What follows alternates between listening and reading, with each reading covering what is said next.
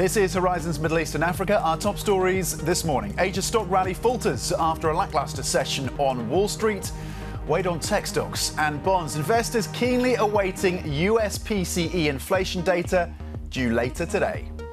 Peace deal. President Trump presides as the Democratic Republic of Congo signs a peace accord with Rwanda and a critical minerals deal with the US. And US Ambassador to Turkey takes the stage at the Milken Middle East and Africa Summit in Abu Dhabi. We will take you there live. It's just gone 9 a.m. across the Emirates, 5 a.m. here in the UK. I'm Tom McKenzie in London. Let's get you to speed on the market moves then. You are still set, though, for optimism across the equity markets, even as their caution is filtering through the equity markets as we lead up to that important PCE print. It is backdated, of course, but we know the Fed is focused on that. Ahead of their meeting, of course, that comes through next week, with markets almost fully pricing in that 25 basis point rate cut. S&P E-mini is pointing to modest gains of 0.2%, just etching up yesterday. By the end of the close, about 0.1%, the S&P 500. Looking to build on that today. The Nasdaq 100 futures up at 93 points, so a slightly stronger session being painted for the Nasdaq 100, looking to gain 0.4%. And European futures also up 0.1%. Both the S&P 500 and European stocks on set right now for 4 straight days of gains if things continue as they seem. Let's flip the board and have a look across asset as well. We have a focus on the Japanese yen. We have a scoop from our team focused on the BOJ with expectations that the Bank of Japan will indeed hike interest rates to 0.75% at their meeting on December the 19th. That would be the highest level, by the way, since 1995. That is, of course, if there is no major shock to the economy or to the markets. That is a Bloomberg scoop. And you can see the Japanese yen is slightly stronger versus the dollar, up 0.1%. Let's check in on how the markets in Asia are faring now. Bring in Min Min Lo, standing by in Hong Kong. Min Min. Hey, Tom, we are watching the central bank decision in India today, cutting rates by 25 basis points. It was a unanimous decision by the committee members after inflation hit record lows in India this year, even as GDP in the last quarter remaining pretty strong. The RBI gave a neutral stance, and I think that is helping the rupee to hold on to gains. You can already see it is on the weakening trend here, but still not hitting above $90 per dollar, or that would erase some of the efforts by the RBI so far to put a support under the rupee. And certainly, I think the rate cut, the hope is that that would lead to more equity inflows into Indian markets to provide more support for the rupee as well, even as that neutral stance perhaps would limit the gains in the bond market. But as you said, we are also watching the yen and the bond market in Japan, because we got that scoop about how the Bank of Japan is prepared to take a rate hike in December, and traders are raising their bets now to 90%. You can see the flattening of the yield curve here, the shorter end lifting by 1 basis point or so when it comes to the Japan 2-year yield. Min Min Lo in Hong Kong. Thank you very much indeed with the check on the Asian markets. Now, US National Economic Council Director Kevin Hassett says the Fed should cut interest rates at its meeting next week and predicted a reduction of 25 basis points. For more insight on the macro and the fiscal as well, let's bring in Laura Cooper, macro credit head and global investment strategist at Nuveen, joining us from Dubai. Laura, always great to speak to you. Not a big surprise that Kevin Hassett is calling for a cut next week from the Federal Reserve, and it seems that the markets agree with that view. If you do assume that there is a cut next week, how does the Fed respond into 2026 on an increased fiscal stimulus that's coming through for this US economy? Yeah, that's a great point, Tom. I think one of the key risks that we're watching for next year is the potential for, reflation to come through if we do see the Fed take a more aggressive easing stance. I think at this juncture, we anticipate that rate cut next week will likely mark just a pulling forward of one of those rate cuts for 2026. And we're still leaning towards a fairly gradual, cautious cutting cycle from the Fed with 2 more rate cuts through the middle of next year. But again, that key event risk is when we see that Fed chair change and whether they will take on that more dovish regime shift. OK, that's interesting. So that is potentially the event risk of 2026, at least in the early part of the year with the change at the head of the Fed. And certainly your scrutiny, it seems, will be there. What is your current view, Laura, on the labour market of the US? We have a bit of a mixed picture with the data overnight. If we take a step back, how concerned are you, essentially, about a further breakdown of a labour market into 2026? We know from history that once the job market starts to deteriorate, it can happen quite quickly. And that's true. And I think at this stage, we are starting to see some cracks in the labor market, whether that's through the private ADP print. We certainly saw that unemployment rate rise to a greater extent than I think the Fed would welcome at the last payrolls print that we did have, even though it was dated. And I think at this juncture, we're still of the view that we're seeing a stabilization in the labor market that doesn't warrant an aggressive easing cycle, because we still have the potential inflationary risks.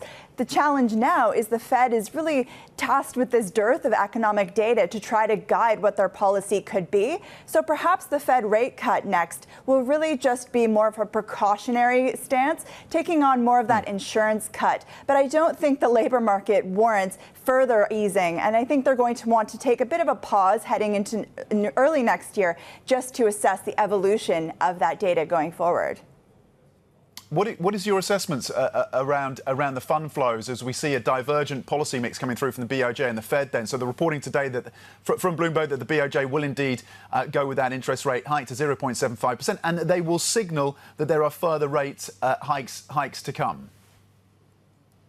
And I think what's actually most surprising is that we haven't seen this come through earlier from the Bank of Japan. You know, if anything, they've been surprisingly dovish on a number of fronts through this year. And so now that we have this new fiscal impulse coming through under the Takaichi government, perhaps there is even greater need for them to tighten monetary policy. So we have been of the view that they are going to hike rates this month, but as well, they're going to have to follow that up with additional hikes. Probably, I mean, one at this juncture is our forecast, but I think this is an inflationary environment. I think the key risk, though, is if we were to see a more meaningful, sharp sell-off in the Japanese government bond market, whether that could have contagion effects like we saw last summer. Now, that's not our base case. I think positioning is very different this time around. But certainly we are seeing those pressure on JGBs. But this could actually bring about kind of greater opportunities. Just looking at some of those attractive yield levels will spur some more of that buying come through. OK, so there could be some more buying on that high yield environment in Japan. Laura, we're seeing global stocks about 1% away from their record highs that were notched up, of course, back in October. It's been pretty lackluster the last few days, the last few weeks, indeed. But you say if you lift the hood, there's a little bit more interest under there when it comes to the equity story. What are you seeing? Well, I think if we look, but to your point, beneath the surface, there are some interesting gyrations happening. We are seeing, some bouts of volatility that is spurring a rotation into some defensive sectors, whether that's healthcare or staples. Small caps are catching very small bids at this juncture. But I think heading into next year, we still remain quite constructive looking across the U.S. equity space. And that's because we'll have a number of tailwinds come through, whether that's the fiscal impulse through deregulation, through the tax cuts coming through, the potential for, another one or two Fed rate cuts coming through, and as well just this overall backdrop where financial conditions continue to remain easy. Of course, there are key risks on the horizon, but I think at this juncture, there isn't a material warning sign, I think, for investors to materially kind of pivot away from taking that risk-on posture against this resilient economic backdrop. Before we let you go, Laura, how do you balance your exposure to developed markets versus emerging markets? Well, I think, one of our key themes for our fixed income outlooks next year is that developed markets need to embrace the EM playbook, because if anything, some of the fiscal concerns that we're seeing come through, central bank independence challenges, those are typically associated with EM, but now we're seeing those more come through on the DM space. So it means not chasing duration in developed markets, leaning into those curve steepeners into next year, and anticipating those longer long-end yields on the back of higher term premium. And then emerging market debt, we've actually seen that be one of the best performing fixed income sectors this year. And we think there's scope for that to further materialize next year against a backdrop of supportive central bank policy, constructive economic outlooks and fiscal dynamics, and as well looking at the local exposure, because we are of the view that that dollar depreciation still has scope in 2026. OK, dollar depreciation still has scope in 2026, and obviously EM broadly typically benefits from that. So developed markets should look to the emerging market playbook, is the view from Laura Cooper. Laura, thank you. Always great to get your insights. Laura Cooper, Nuveen, macro credit head and global investment strategist, with those views on the markets. Up next, Rwanda and the Democratic Republic of Congo sign a peace accord We look at whether economic and mining deals can be enough to lure investors and incentivize a lasting end to a 30-year conflict. That's coming up. This is Bloomberg.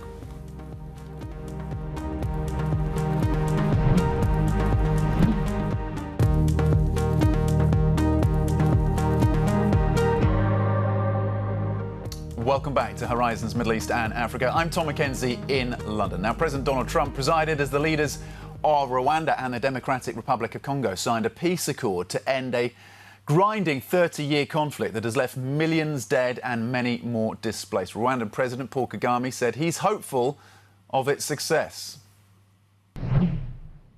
These accords provide everything needed to end this conflict once and for all. If this agreement falters and things do not work out as they are supposed to, the responsibility will not lie with President Trump, but with ourselves. Congo also signed economic agreements with the US. For more, let's bring in Bloomberg's Ondiro Ogunga, who joins us now from Kigali, Rwanda. Ondiro, what more did you gather then from the leaders during this signing? Good morning, Tom. So listening to President Donald Trump, his remarks were very surface level. There were no big declarations publicly on how they were going to ensure a lasting peace process in the Democratic Republic of Congo and Rwanda. But he expressed optimism that both presidents were going to keep their word. That was the optimism that he expressed when he was speaking. But also, it's important to know that this is a deal that has been in the making for months. Yet President Donald Trump couldn't even get their names correctly. But when he was speaking about minerals and what the U.S. could gain from this deal, you could literally see his energy shift and his eyes shining. And there are also some tone-deaf remarks, him saying that both countries had spent time killing each other and now they were hugging each other. But the body language between the two presidents, you can see right on the screen, told a different story. They barely looked at each other. They barely shook hands. Their tension was palpable. President Paul Kagame said this is the clearest path to peace and most viable one. But on the other hand, President Felix Tshisekedi expressed his displeasure, albeit in a subtle manner, saying that they're going to respect the peace agreement and they are hoping for a lasting peaceful solution, but they also want Rwanda to respect this agreement. And this just shows that the all is well in La La Land agreement that Trump is trying to portray is far from reality. This is a conflict that has been going on for 3 decades. This year alone, 5,000 people have lost their lives. Hundreds of thousands have been displaced. And so while they have gotten this deal across the line, it's still a long way towards a lasting peaceful solution. OK, a devastating conflict. Does the US ultimately have enough influence to force an end to this 30-year conflict? The U.S. has enough influence, but they also have interest to ensure that they remain committed. You look at this conflict, it's so far away from the U.S., thousands of miles. It's a conflict that is removed from the day-to-day headline. Yet between Rwanda and DRC, you find the president of the U.S., Donald Trump. And this is because of the minerals and the potential that the Democratic Republic of Congo offers to the U.S. Congo has minerals like tin, tantalum, tungsten, copper, cobalt, lithium. And these are very necessary for technology, energy, and also defense. And what we are seeing is a second scrambling of Africa, a literal geopolitical race between the U.S. and China and the Democratic Republic of Congo, and that race to get ahead of those minerals. And despite the fanfare in D.C., the reality on the ground is very different. Fighting is still ongoing. It has actually intensified. M23 rebels are still holding some key areas in the eastern part of Congo. The Democratic Republic of Congo is also unhappy that Rwanda has not made any concessions with regards to acknowledging the support of M23 or lifting their forces out of DRC. And when Trump was asked this question, he said we will see immediate results. So we are waiting to see how that unfolds. But again, key to note is that while U.S. has the levers to pull political, social, diplomatic, and economic pressure, will it be enough to solve the complicated history that both countries have? That is what we'll be looking out for. OK, we'll continue to watch events on the ground and see if anything materially changes for the better. Of course, Bloomberg's Ondiro Ogunga in Kigali, Rwanda. Thank you for that important update. Let's switch focus right now because Milken's 5th Middle East and Africa Summit is underway in Abu Dhabi, with this Focused this year on building partnerships amid dynamic markets and geopolitical pressures. United States Ambassador to Turkey, Tom Barrack, is speaking with Bloomberg's Middle East Managing Editor, Paul Wallace. Right now, we can listen in. A bounded border that's going to create whatever we call this prosperity issue. So I have to tell you, Sharm el-Sheikh, I was there. What happened after the ceasefire, which was amazing, and just getting the hostages returned. If you just look at that and say, is that an accomplishment? Absolutely. Right after October 7th, everything changed in Israel.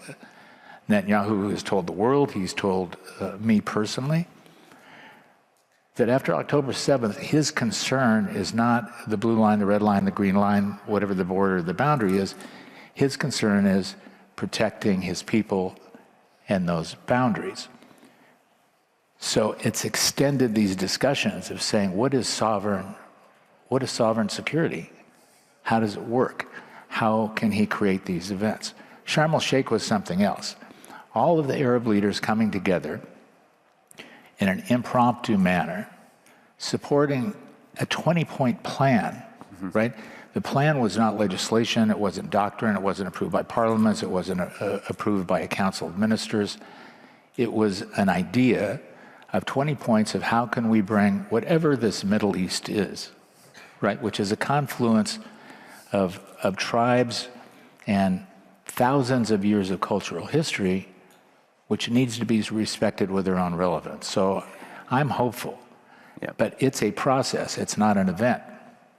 And what we have to do is find ways for the region to be able to solve itself. Not for the U.S. to impose a mandate, not for the Brits to impose a mandate, not for Sykes-Picot to be reinvented in 2.0. Just talking to Turkey, and obviously that's the biggest part of your role. You're the U.S. ambassador to the country based in Istanbul. Do you see Turkey, what is Turkey's role, or what can be Turkey's role in stabilizing places like Syria, Lebanon, and Israel vis-a-vis the other countries in the region? Is it, if you like, a sort of indispensable anchor, as some people have said? Yeah, 100%.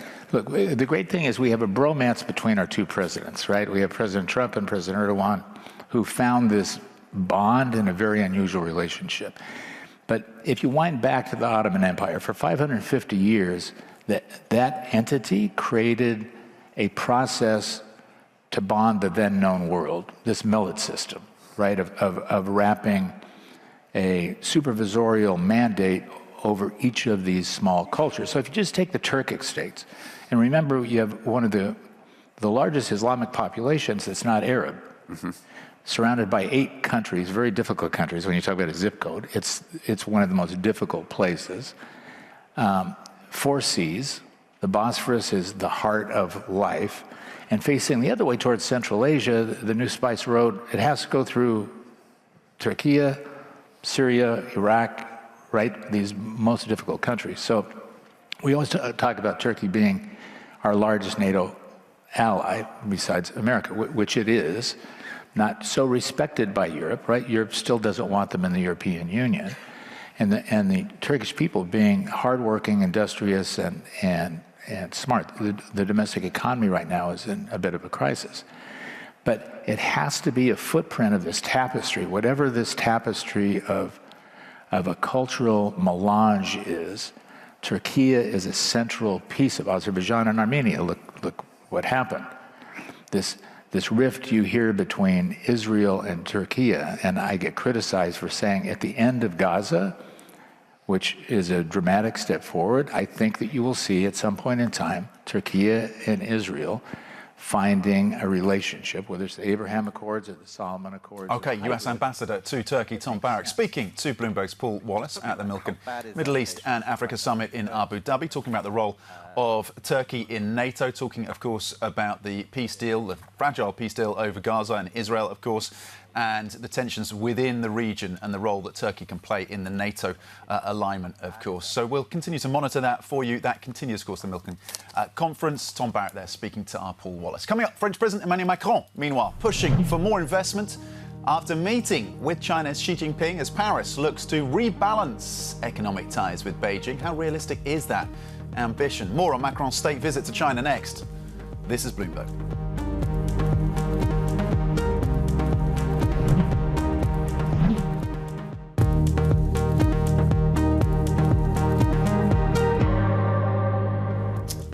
Welcome back to Horizons Middle East and Africa. I'm Tom Mackenzie in London. French President Emmanuel Macron has pushed for more Chinese investment as France looks to rebalance its economic ties with Beijing. President Xi saying that China is willing to import more high-quality French products and welcomes more French enterprises to develop in China.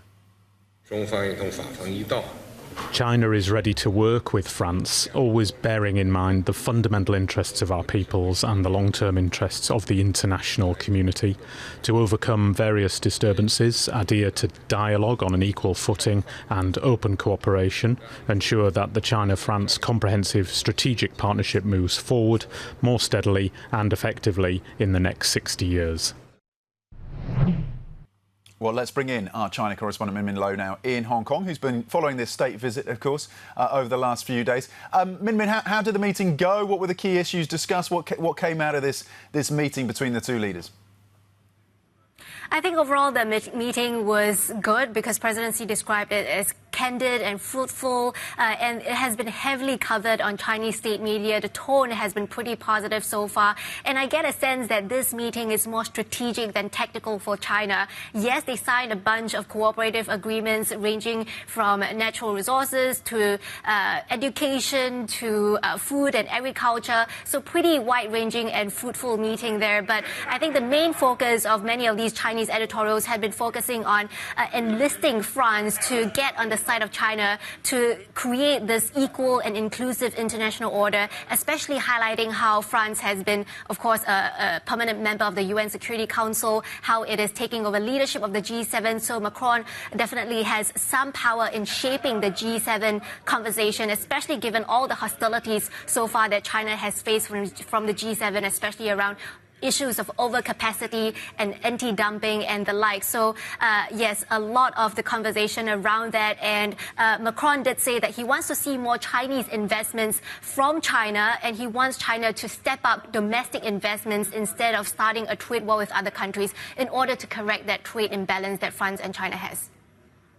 OK, Bloomberg's China correspondent Min Lo. Min, thank you for that update. Briefly checking in on the markets. European futures pointing higher by 0.1%.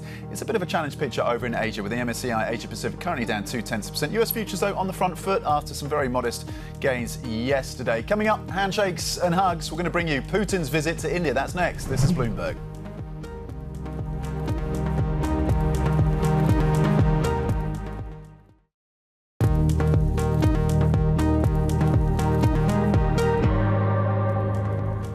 This is Horizons Middle East and Africa. Our top stories this morning. Asia stock rally falters after a lackluster session on Wall Street weighed on tech stocks and bonds. Investors keenly awaiting US PCE inflation data due later today.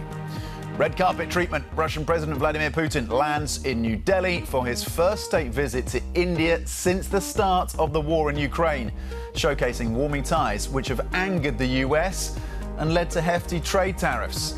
And Abu Dhabi is gearing up for the final race of the 2025 F1 season this weekend. We'll take a look at how these big events are a boon for the Emirate. It is just gone 9:30 a.m. across the Emirates, 5:30 a.m. here in the UK. I'm Tom Mackenzie in London, in for Jemana Pasechi. Let's check in on the markets then. Global stocks just 1% away, around 1% off from their October record highs. They've been eking towards it. It's a caution in the markets, but European futures and US futures, as you can see, on the front foot today. US markets etching out, or at least eking out, very modest gains yesterday, but the gains did come through. So you're set for a fourth day of upside on US and European markets. S&P EMEA is pointing higher by 0.2%. Nasdaq 100 futures with that tech-heavy of course, exposure pointing high by 87 points. European futures pointing up by around 0.2%. Let's flip the board and have a look cross-asset. Then the US 10-year in focus. You did see yields up around 3 basis points on the benchmark 10-year yesterday. Bit of stabilisation today across US Treasuries. 4.09 on the benchmark US 10-year.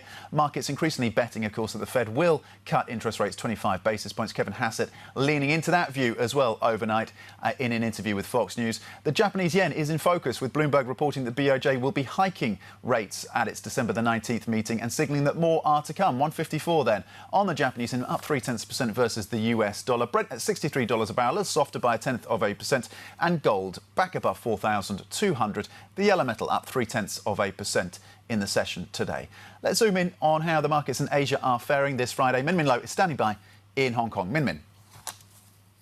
Hey, Tom, we are zooming in on the Japanese markets because we did get the household spending data today. You can see it turned negative for the first time in 6 months or so, down by 3% on year. And that shows you that the inflation in Japan is finally hitting domestic demand here. And we are getting that scoop, right, that the BOJ is prepared to hike rates in December. This certainly complicates the picture a little bit, but I guess the upside for hiking rates is that it would strengthen the yen, and we are seeing it breaking below 155 as we speak. And perhaps that would address the imported inflation and address some of the household spending issues here. But flippable, we are taking a look at one particular stock in Shanghai that is making waves today. Take a look at this number, 400% gain in the debut here, a stunning debut in Shanghai. This company, you may not have heard of it, but it's an up-and-coming startup, started by an NVIDIA, ex-employee of NVIDIA, started out selling GPUs for the gaming sector, eventually transitioned into AI accelerators for large language models. So it's clearly trying to wrestle market share from the likes of Huawei and Cambricon, fits clearly into that domestic substitution theme, and we are seeing strong demand, over 2,700 times oversubscribed in the retail portion here. So a stock to watch in the coming months and years. Min Min Lo in Hong Kong, thank you for that update. Meanwhile, India's Prime Minister Narendra Modi has rolled out the red carpet for Vladimir Putin, showcasing a relationship that has angered the US. The Russian president, there's the hug. The Russian president is visiting New Delhi for the first time since ordering the full-scale invasion of Ukraine. For more, let's bring in Bloomberg's Dan Strumpf in New Delhi. Dan, the two leaders showing their personal connection with that hug, of course, as Putin descended the steps of his plane. We know the personal chemistry appears to be there. This is an historic relationship, or at least a relationship that goes back to the Cold War. What is likely to come out of the visit? This current visit, the first one since Putin decided to invade Ukraine? Well, Tom, you're absolutely right, first of all, that there is really an effort by both sides in this relationship to sort of illustrate the close personal connections between these two countries. It does go much further than that. This is nominally a trade visit. A deepening trade between India and Russia is certainly in the cards. It's to the benefit of both nations, of course. Russia, as we all know, has been deeply isolated in the years since its war in Ukraine. India is also facing its own isolation. It's looking at 50% tariffs from the U.S., increasing pressure from President Donald Trump. So there's really a strong incentive by both countries to deepen this relationship. And it is a relationship that goes back decades. So likely to be quite a lot of news around a trade for sure in this visit. And Dan, specifically on some of the deal making that might come about, what are you looking for, you and the team, on day 2 of Putin's trip? So we're certainly looking for closer trade talks to emerge from this visit. There's quite a lot on the table at the moment from defense as well. As my colleagues have reported, the two sides are looking at a $2 billion submarine deal with India buying submarines from Russia. Also on the table is a mobility agreement between the two countries. So really quite a lot of deal making likely to come out of this visit by the Russian president to India, and we'll expect a lot of that news today, I think. OK, Bloomberg's Dan Strumpf in New Delhi. Dan, thank you for that update. You and the team, of course, kept busy with that visit, and we'll keep across the story in any lines, of course, that continue to cross from Putin's visit to India. For more on this visit to India, we're joined now from Dubai by Sorana Parvulescu, EMEA partner at Control Risks, for some detailed insights into this relationship and how it may extend, or at least how it may evolve in the days, weeks and maybe years ahead as well. Sorana, thank you so much for your time. How significant is this visit for both sides? Thank you for having me, Tom. It is significant in the sense that it's useful for both of them, irrespective of what deals they reach or don't. On the trade aspect, each of them can sort of meet some of their objectives. On one hand, Putin is looking to showcase non-Western alliances and sort of the fact that he's still welcome in other parts of the world if he's been isolated from the US and the Western world. On the other hand, Modi wants to emphasize the fact that India has strategic options. It maintains its strategic autonomy and what he calls it multi-aligned foreign policy in the face of its challenges with the US. But ultimately, both the meeting is to be read in the context of much bigger concerns that both leaders have. On one hand, Putin, well, what will be on Putin's mind is the negotiations over Ukraine and the relationship with the West. And on India's mind, it'll be, again, around relationships, its own relationships with the US and China, to some extent, competition with China as well.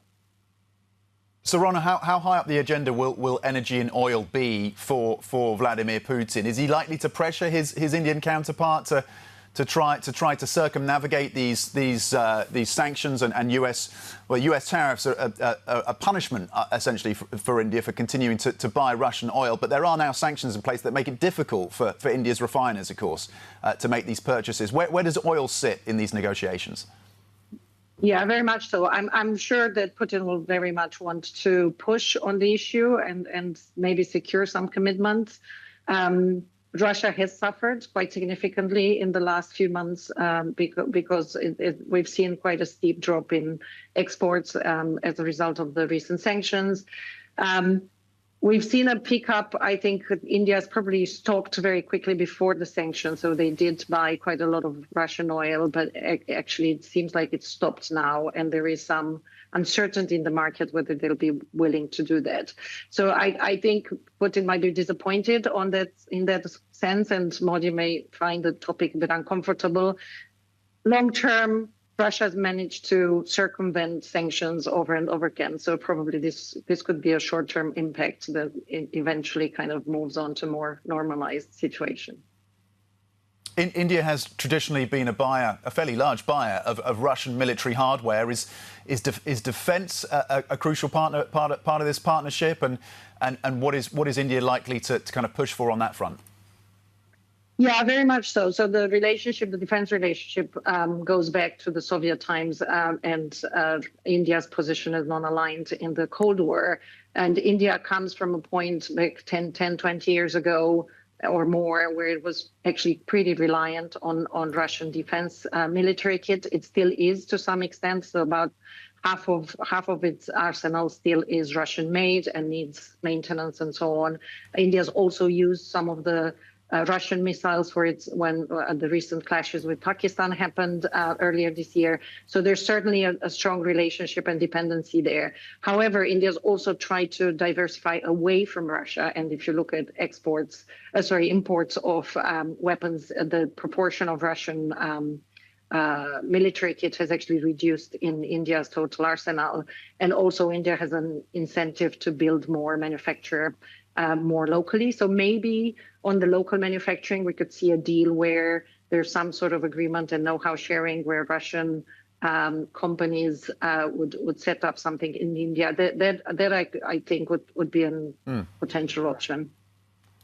Sorana, I'm thinking China and the US loom large, and you've touched on China. China clearly backing and a deep supporter of Pakistan, but also very close to Russia at this point. And then, of course, the US and the pressure it's brought to bear on India. How does China and the US fit into this? How is President Trump likely to view this visit? I mean, I'm sure President Trump won't like it, as he's been very clear around sort of his displeasement of India's, what he sees as India's perceived support of the Putin regime. India, of course, argues that it has its own relationship and autonomy and doesn't take orders from the US or anyone else. So that will be definitely on Trump's mind. And I'm sure we'll see, likely that we'll see a tweet or an X or something around it. The question is really what's in the deals and whether there is anything substantial. Our take in control risks is that ultimately India is leaning towards the US overall, but it has to show its independence and will not step certain red lines to not hire Putin further. OK, really interesting that you think overall, longer term, India is leaning towards the US. Kind of an interesting contrast to think about as we look at the imagery today. Sorana Parvulescu, thank you for the insights, of course, the analysis, the expertise in terms of the geopolitical lens on this visit by Putin to India. From control risks, we appreciate that take. Switching focus, because ahead of the 2025 F1 Grand Prix finale in Abu Dhabi this weekend, we discuss the financial and economic impact of hosting the race with the CEO of events company Ethara. That conversation is coming up. This is Bloomberg.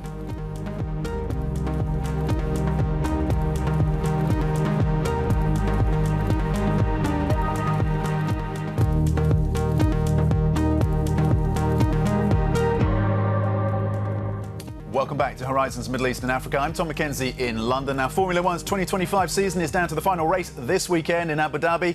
McLaren teammates Lando Norris and Oscar Piastri, along with Red Bull's Max Verstappen, of course, will face a three-way battle for the driver's title. Ahead of that highly anticipated event, we spoke to Mercedes-AMG Petronas F1 CEO Toto Wolff about the success of the sporting competition. Formula One continues to grow very strong. We have all races are sold out. When you consider Austin last year was the single largest event in the United States with 440,000 people. So it is growing. The good situation in terms of, let's say, our business side is that the contracts that we sign, be it sponsorship or promotion with racetracks or TV money, they're very predictable. They're between 3 and 10 years now. So that's why, let's say, in the midterm, we have good visibility how the sport develops. Well, the growing influence of Middle Eastern sovereign wealth funds in sport is evident, of course, and as well as motor racing, regional players have made inroads in football, golf and tennis, just to name a few. My next guest leads a company that is no stranger to hosting big-name events in the region, including the NBA, UFC and, of course, the Formula One finale on Sunday. Joining us is Saif Rashid Al-Noaimi, CEO of events firm Ethara. Sir, thank you very much for your time, Saif. We appreciate it. How much is the anticipation building then, where you are around the F1 finale? Are you guys ready? Absolutely, Tom. Great to be with you. We are extremely ready. We've been waiting all year for this weekend, and what a end of the season to come to Abu Dhabi with 3 drivers winning with the potential to win the championship. So we're very much ready. We welcomed people yesterday, our guests, for the first day on Thursday. We opened our doors to the general public, and we're really excited to get through the weekend. What is the broader economic impact of hosting these kind of sporting set pieces in the region? So the Abu Dhabi Grand Prix, we're in the 17th edition this year, and every year we've seen a growth in terms of economic impact in Abu Dhabi and in the region. So I'll give you some information about the 2024 edition, which was the biggest in terms of attendance in Abu Dhabi. So we had 192,000 attendees over the weekend in 2024. 70% of those attendees were coming from outside the UAE. So from an inbound tourism point of view, that was a huge success for us. And out of those 70%, 50% of them, it was their first time to come to visit Abu Dhabi. So for us, again, showing people what Abu Dhabi is about and getting them to come and experience it was a key part of that.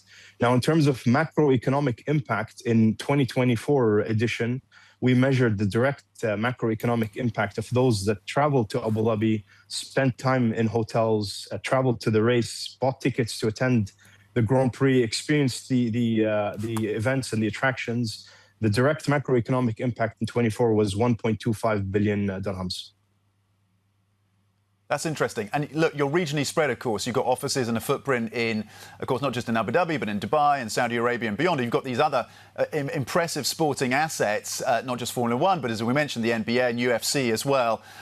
Culturally, what is the buy-in from the region? And where do things go in the next, 1, 2, 3 years? How much momentum is there right now? I mean, Abu Dhabi has invested a lot in sports and in events in general. And as you mentioned, Ethara, we're proud to be delivering, the flagship events in the region, such as the Etihad Airways Abu Dhabi Grand Prix, NBA Games, and UFC Showdown Week in Abu Dhabi. But we're also involved in delivering many other events like cultural activities and cultural events with our partners. Abu Dhabi is very much invested in events, and we see it's become a place to do business. It's become a place where everybody wants to be, especially around the Abu Dhabi Grand Prix. We see a lot of other major events that are scheduling their events around the Grand Prix. So we have, for example, Finance Week, where you have a lot of global CEOs and decision makers in Abu Dhabi for the Grand Prix but also attending Finance Week. This year, for the first time, there's also the Bridge Media Summit, which is another major event happening just after the Grand Prix. So we're seeing it's a place for companies to do business, for people to do business. We're seeing a growth in corporate interest in hospitality in the Abu Dhabi Grand Prix. And we're seeing a growth in number of partners. I mean, this year we have a record number of 15 partners that are supporting the Abu Dhabi Grand Prix. Okay, Ethara CEO Saif Rashid Al-Noaimi, thank you. We appreciate your time on a busy weekend for you and the team as well. We wish you success. We'll be watching, many of us, that Formula One finale. Thank you for your time. We're taking live pictures right now. We're switching focus, of course, to what's happening on the ground in India. You can see the Russian leader, Vladimir Putin, alongside Narendra Modi, of course, as he continues this visit. Live images there from New Delhi, the state visit, the first state visit by the Russian leader since his decision to invade Ukraine, of course, and you can see those pictures. Interesting that European diplomats have written op-eds, or at least one op-ed, warning of Russia's role, of course, in Ukraine, and certainly something of a warning note from European diplomats on behalf of their governments around how deeply India is embracing the Russian leader at this point. You can see there the pomp and ceremony as India officially welcomes Vladimir Putin, of course, to New Delhi.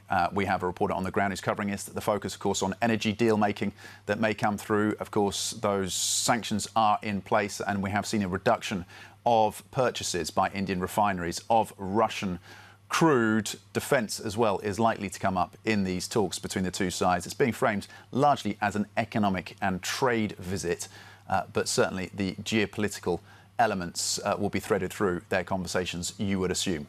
We'll keep across this story for you. Coming up, the end of an era for Berkshire Hathaway as legendary investor Warren Buffett prepares to step down. We're going to take a look at what is next for Berkshire. This is Bloomberg.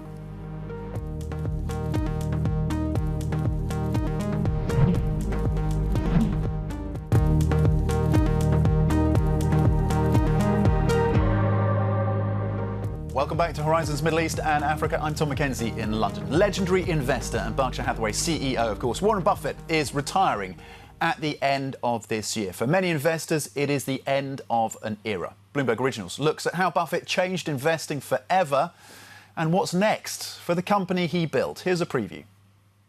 If investors had a Hall of Fame, Warren Buffett would occupy his own wing.